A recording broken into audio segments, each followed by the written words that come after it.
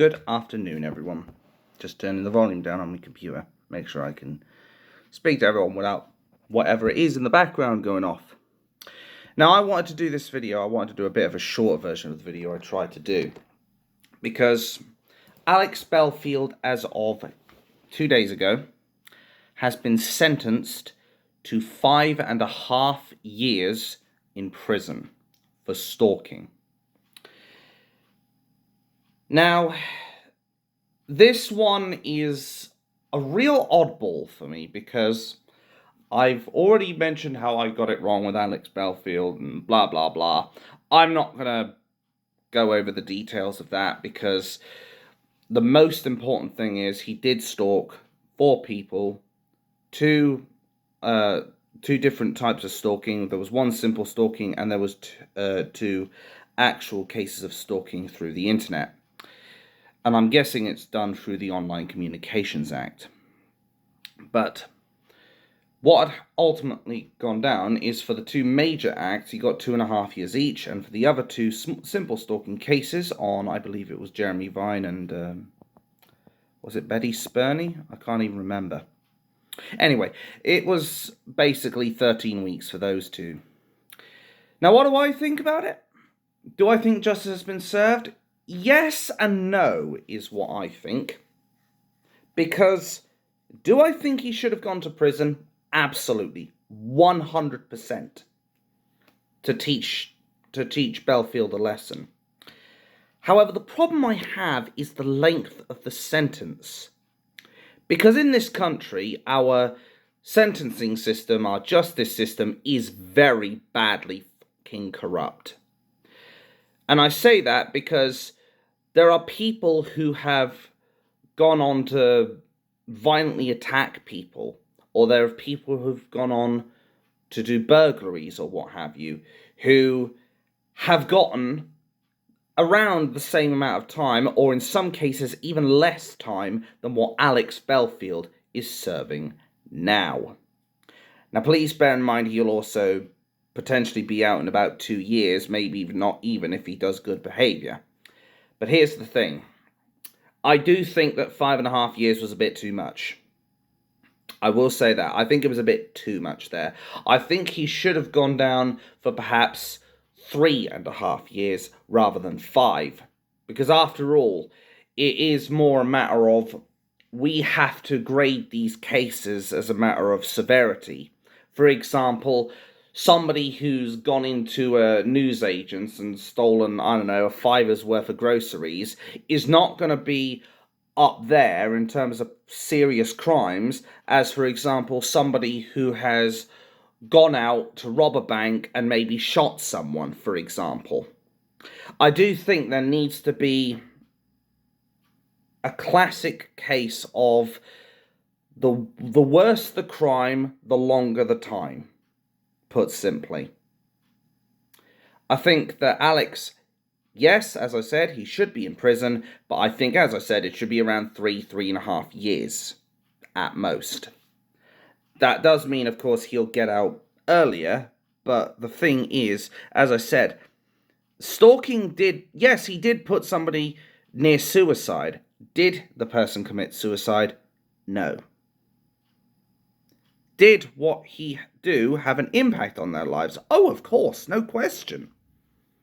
But it's a matter of severity. That's what I think, in my humble opinion. I'm glad Alex Belfield is now going to serve time in prison, and that's not meant in a malicious way, because I'd like to think I have something called standards. But I do think that it shouldn't be as long as it is. Even if I don't like the bloke, or at least now I don't like the bloke, tell me that in about 2 months beforehand when I thought he was a great guy. Anyway, I don't really like the idea that he's serving just as long in prison as people who have committed GBH, ABH, and are a considerable danger to the public. That's the way I look at this right now. And I will say this. It did turn out that he had done a fake crime number towards Ian Lee when he threatened him with arrest for editing the Wikipedia page. It now has transpired that that is actually true. And as far as what Alex said in regards to the money is concerned, he did do a video a few days ago where he was basically holding up a load of papers and he was saying, yep, this date, X amount of money, this date, X amount of money. The thing is, I did say in one of my videos, put the receipts out there, show us the receipts, and then it will be clear as day where the money is gone.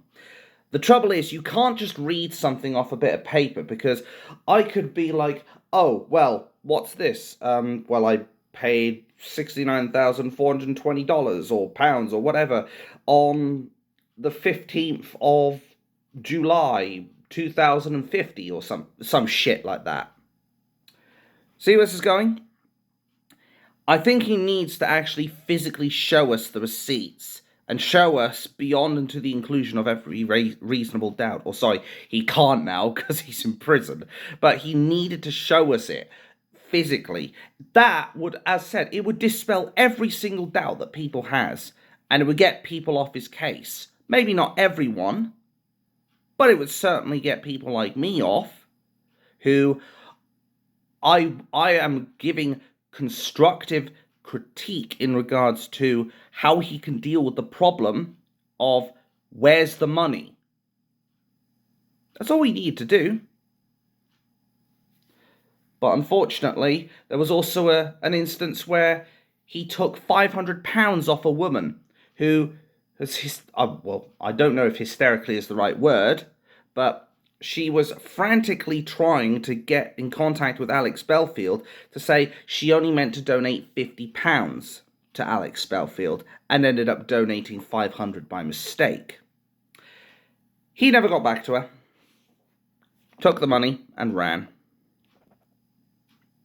And the other thing as well, which I think is going to be pretty much the final point of all this, is as far as the money that he wanted to sue the BBC over, he was constantly bleating on about, I want to take him to a Crown Court. Alex, if it's something like 10 or 11,000, you're probably better off going to a small claims court. Yes, it would involve having to go to court. Yes, it would involve the BBC not being criminally charged or whatever. Not that there was really a crime to begin with. But anyway, you could have just gone to small claims court to get your 11k or however much money it was, instead of fucking about with all this, and now look at you, you're in jail for 5.5 years. It makes sense. Now, if it was, I don't know, if it was like £150,000, then maybe I could understand. But 11,000, Alex? That's what springs to mind right now. But unfortunately for you, Alex, you've done the crime, so you have to do the time.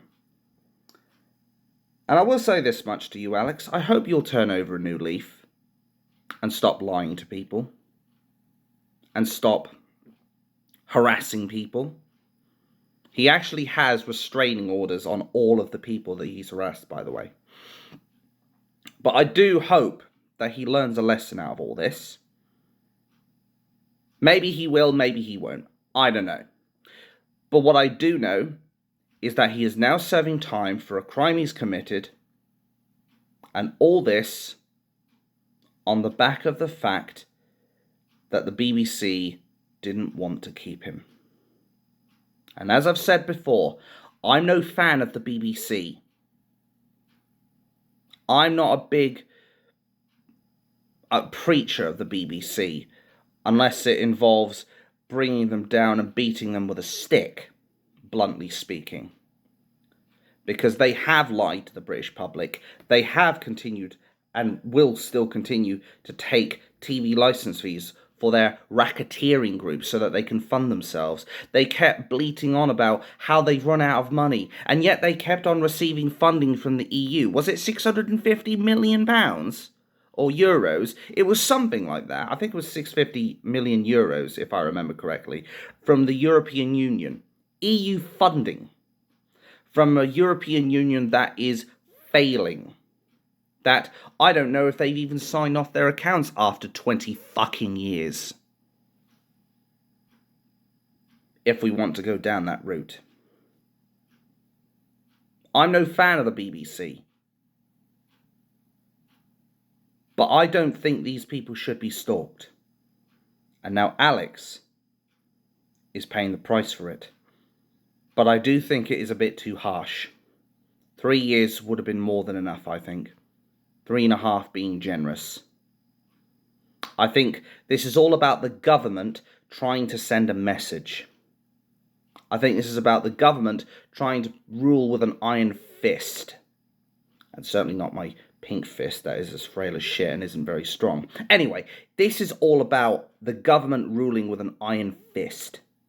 And I think they're doing this on him, throwing the book at him, and the encyclopedia, and the sink, and the tank, just to say, if you speak out against our broadcasting media, if you speak out against our government, if you speak ill of either or, then we will make sure we set an example of you. And as I said, I don't like Alex Belfield. I don't like the BBC. But I do think there needs to be some rationality with the sentencing that's happened on the 16th of September.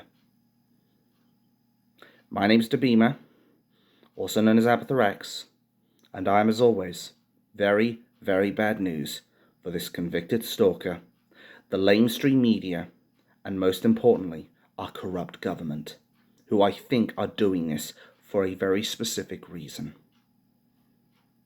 Thank you for watching. Have a wonderful day. And most importantly, fuck the government.